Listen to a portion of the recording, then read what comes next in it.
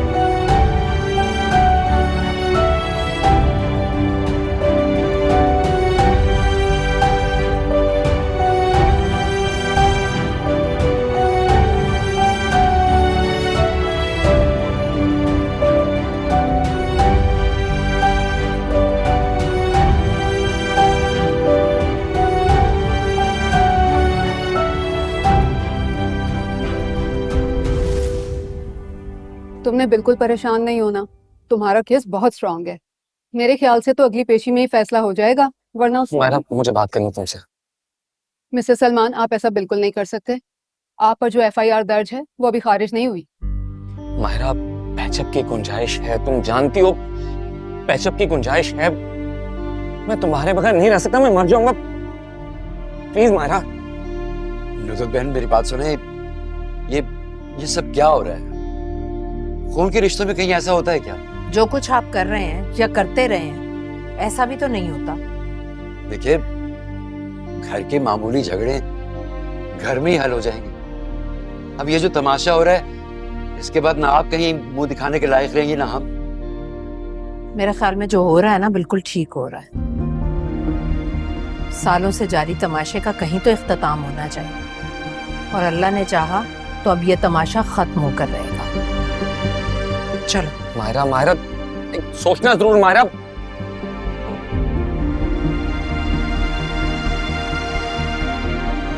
हाँ ठीक है, उसका डायपर चेंज कर दिया था। ठीक है, नहीं बस मैं और अम्मी यहाँ से निकल रहे हैं। हाँ हाँ, बस आ रहे हैं जल्दी। ओके। मेरी दादी की जान तो सूली पे लटकी हुई होगी कि आज पता नहीं अदालत में क्या फैसला होगा। जी अम्मी। तुम ठीक हो ना? ठीक होना शुरू हो। चलिए, देर उठ के आ जाए।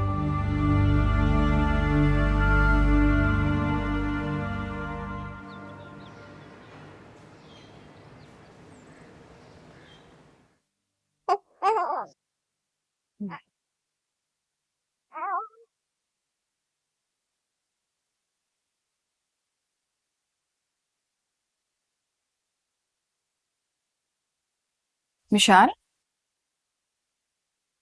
क्या हुआ है? तुम परेशान हो?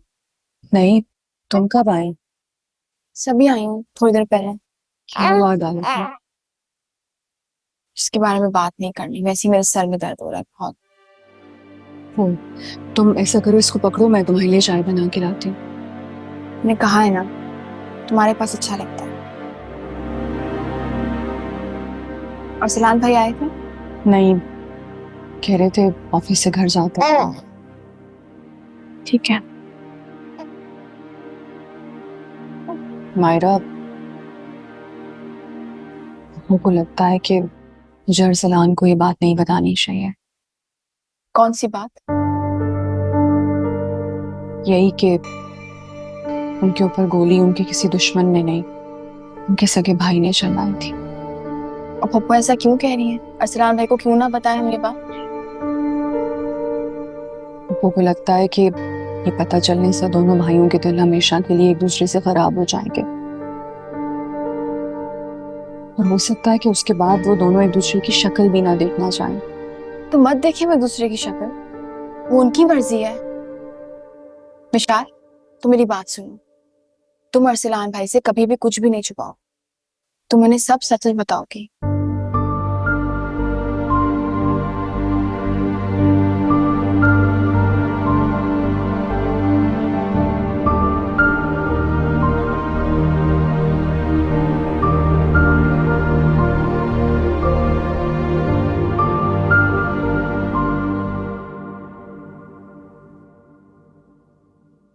समन।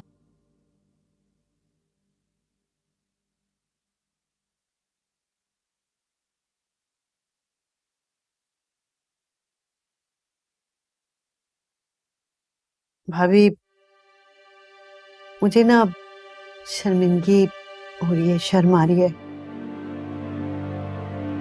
आप भी क्या सोचती होंगी कि मेरी बेटियां पहले ही घर आके बैठी हैं, ऊपर से ये नंद भी आके बैठ गई। नहीं नहीं समन, मैं ऐसा कुछ भी नहीं सोच रही। अपने घर में औरत रूखी सूखी खाए या कड़वी का सैली सुने, जैसे भी रहे, लेकिन उसका अपना घर होता है। लेकिन समन, ये भी तुम्हारा अपना घर है। नुद्रित जी, मुझे तुमसे एक बात कहनी है। जी अम्मा, कहिए। देखो, मैं अपनी बेटी को अब शकील के घर दोबारा भेजना नहीं चाहती। अगर तुम इजाजत दे दो तो ये यहाँ रह ले, तुम्हारे घर में। नहीं नहीं अम्मा, सारी जिंदगी तो मैंने शकील के साथ गुजार दी। अब बस ये सलमान और मायरा का मसला हल हो जाए ना, तो मैं घर चली जाऊंगी। देखो नुद्रत, मुझे तुमसे फौरन जवाब नहीं चाहिए। नुद्रत, सोच लो, सोचकर जवाब दे देना मुझे। जैसे तुम अपनी बेटी के साथ खड़ी हो गई हो ना, ऐसे ही मैं भी अपनी बेटी के साथ खड़ा होना चाहती हूँ। अम्मा, मैं इस उम्र में शकील से तलाक तो नहीं ले सकती ना। नहीं तो मैं ये कब कह रही हूँ, लेकिन तुम अलग तो रह सकती हो ना, यहाँ मेरे साथ। अगर नुदरत इजाजत दे दे तो। नहीं नहीं अम्मा, अम्मा, सारी जिंदगी तो मैंने उस शख्स के साथ गुजार दी ना। जो थोड़ी बहुत रह गई है वो भी गुजर ही जाएगी। मेरी जवान बेटी उस घर में है, उसको सलमान और शकील के आसरे पे नहीं छोड़ूंगी मैं जल्दी यहाँ से चली जाऊंगी भाभी।